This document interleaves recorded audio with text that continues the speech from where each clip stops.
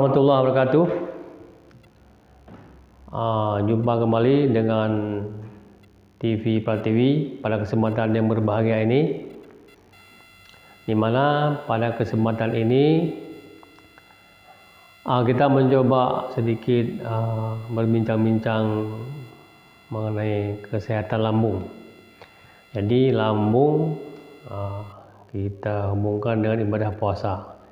Ini seolah-olah merupakan suatu hal yang kontroversi, di mana lambung tidak boleh kosong, kemudian sedangkan ibadah puasa adalah tidak ada makanan. Ini yang menjadi ketakutan kita bersama, sehingga ibadah puasa tidak dilakukan oleh orang yang penderita lambung. Berbicara mengenai definisi penyakit lambung, ada penyakit MAH. Ini sama dengan dispepsia, ataupun ada infeksi ataupun inflamasi di lambung, jadi ada luka di lambung. Kemudian yang kedua ada kelebihan asam lambung yang naik ke atas sehingga menyebabkan gangguan dari saluran pencernaan. Ini kedua penyakit ini hampir mirip dan bisa bersamaan, keluhannya pun mirip. Bisa keluhan nyeri ulu hati, terasa pedas, kemudian mual sampai muntah dan terasa panas ke dada. Jadi penyakit lambung ini sebenarnya terjadi karena pertama, karena makannya kita terlalu banyak, terlalu sering kenyang, terjadi peregangan di lambung sehingga menimbulkan iritasi dan sebagainya. Kemudian juga karena yang sering kita makan adalah bahan-bahan kimia, bisa berupa dari penyedap, pengawet, perasa, pewarna, kemudian pengembang, pemanis buatan. Ini yang paling sering kita konsumsi setiap hari. Kemudian juga proses pengunyahan, kadang-kadang karena terlalu buru-buru memakan sehingga pengunyahan tidak sempurna. Yang seharusnya idealnya mengunyah sampai dengan 20-30 kali, kadang-kadang belum dikunyah langsung ditelan. Ini menjadi beban pencernaan di lambung. Kemudian juga yang keempat, karena faktor stres. Ini stres juga menjadi pemicu dari terjadinya luka di lambung. Kemudian yang perlu kita perhatikan agar kita bisa melaksanakan ibadah puasa walaupun sebenarnya menderita penyakit lambung. Jadi tentunya sangat berpengaruhi makanan-makanan yang kita konsumsi, baik saat melaksanakan ibadah puasa, saat melaksanakan sahur, kemudian yang paling penting juga saat berbuka puasa. Di makanan yang sebaiknya atau dihindari saat melaksanakan ibadah puasa ataupun berbuka puasa ataupun sahur. Pertama, makanan yang berupa berlemak, karena ini cukup membebani lambung kalau lemaknya tinggi. Bisa dari goreng-gorengan yang tinggi kolesterol, juga lemak-lemak jenuh. Kemudian contohnya seperti fast food, kentang goreng, karena juga mengandung garam yang tinggi. Jadi lemak dan garam tinggi sangat mengganggu kesehatan lambung.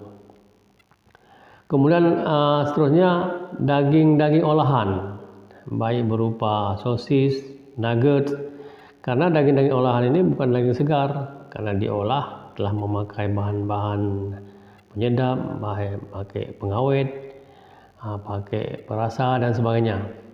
Kemudian juga yang sangat membebani lambung saat melaksanakan ibadah puasa, apabila kita sahur atau berbuka dengan menggunakan makanan jeroan-jeroan. Contohnya kari kambing. Ini ada tradisi yang kurang tepat, berbuka puasa dengan kari kambing. Makan kambing dengan pakai santan lalu dimasak. Ini juga sangat membebani lambung kita. Kemudian juga makanan-makanan yang pedas. Ini akan mengiritasi lambung kita apabila kita melaksanakan ibadah puasa dengan menggunakan makanan yang pedas. Ada juga yang merica, kemudian juga makanan yang mengandung keju karena ini garamnya tinggi. Kemudian makanan yang mengandung cuka putih, ini karena bahan kimia. Kalau cuka apel itu bahan-bahan alami yang mengalami fermentasi. Kemudian juga makanan-makanan yang manis seperti coklat juga manis, kemudian permen ada tepung olahan ditambah dengan gula. Jadi makanan-makanan ini sangat membebani lambung kita sehingga seolah-olah tidak bisa berpuasa karena kondisi lambungnya, padahal karena makanan yang kita konsumsi, yang kita makan baik sebelum melaksanakan ibadah puasa ataupun saat ibadah puasa, ini sangat menentukan.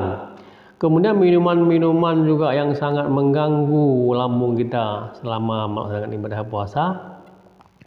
Contohnya juga bisa menyebabkan kesakitan, kafein, kopi dia bisa meningkatkan produksi asam lambung sehingga bisa timbul nyeri apabila oleh penderita sakit lambung.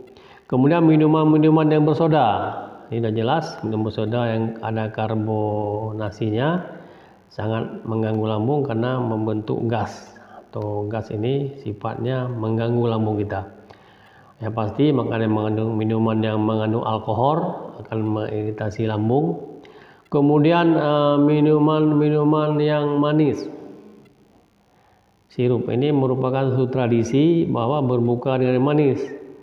Yang manis sebaiknya manis yang alami, bukan manis dari bahan-bahan olahan.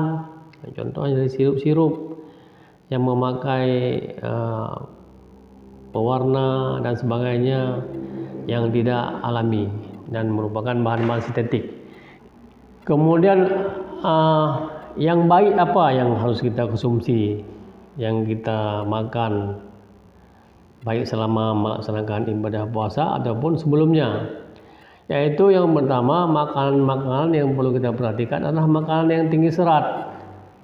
Karena tinggi serat ini dia cepat mengenyangkan sehingga kita tidak perlu mengkonsumsi dalam jumlah yang banyak. Jadi sedikit sudah terasa kenyang, langsung kita berhenti memakannya. Jadi tidak menimbulkan kalori yang tinggi sehingga menimbulkan efek yang berat untuk lambung kita saat mengolah. Jadi yang makanan berserat ini ada dari biji-bijian. Bisa dari beras merah, bisa dari kacang-kacangan yang sering yang ada di lingkungan kita. Bisa oatmeal, kemudian dari umbi-umbian, bisa ubi jalar, kemudian walter, kemudian ada buah bit, kemudian ada kentang, kemudian juga dari sayur-sayuran.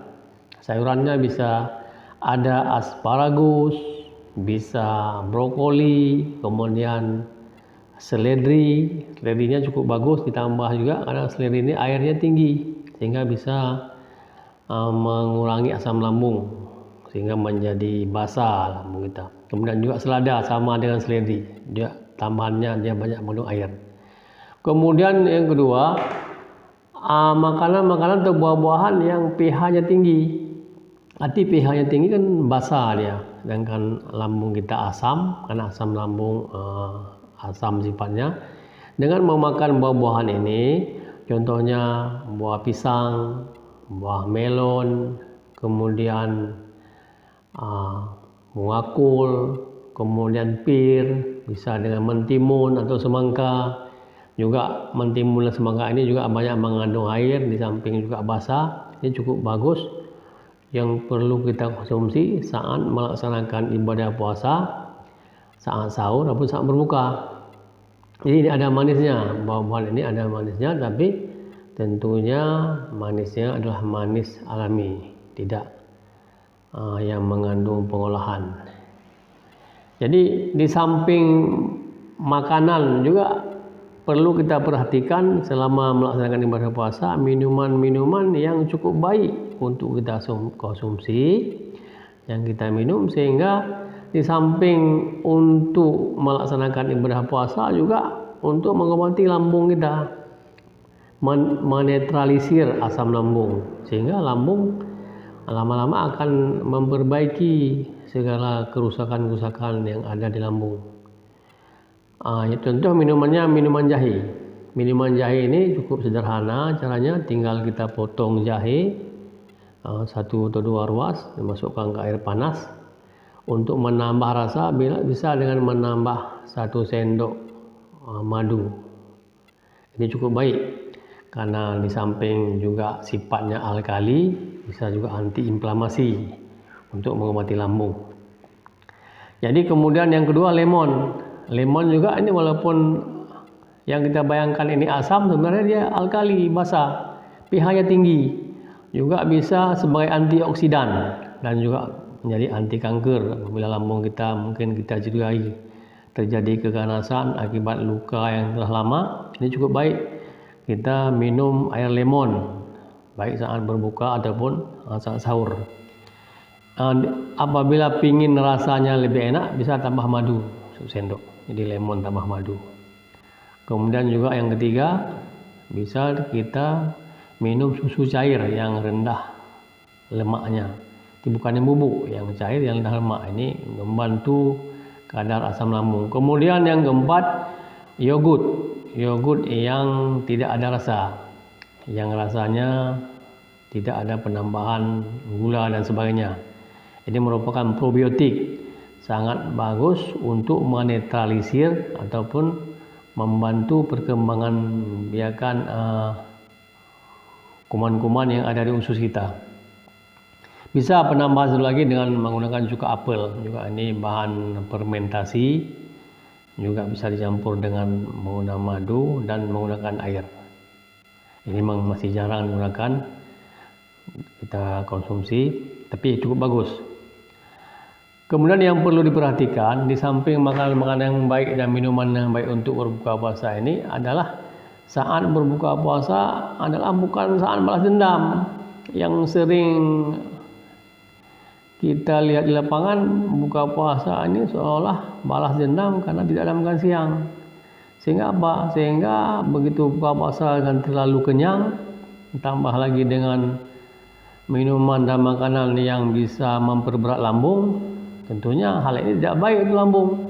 Jadi kita berpuasa bukan puasanya yang bermasalah, makanannya yang kita konsumsikan bermasalah, sehingga timbul kesan tidak bisa berpuasa atau puasanya menyebabkan sakit lambung. Padahal saat berpuasalah lambung kita ini kita istirahatkan. Kita istirahatkan artinya selama 14 jam berpuasa lambung kita beristirahat. Kalau secara sederhananya kita umpamakan dengan sebuah restoran, lambung kita dapur. Jadi dapur ini baru bisa istirahat apabila restorannya tutup. Jadi restoran kita tutup, dapur baru bisa istirahat. Kalau ada kerusakan dapur, kerusakan di tempat masak dan sebagainya, tempat pengolahan makanan, inilah kesempatan lambung memperbaiki. Dan kita tambah lagi dengan mengkonsumsi makanan-makanan yang bisa membantu kesehatan lambung, bukan justru kita berikan makanan yang bisa memperberat lambung seperti yang kita sampaikan tadi, dan juga dengan volume yang banyak. Otomatis besoknya kita bisa tidak berpuasa lagi karena gangguan pada lambung.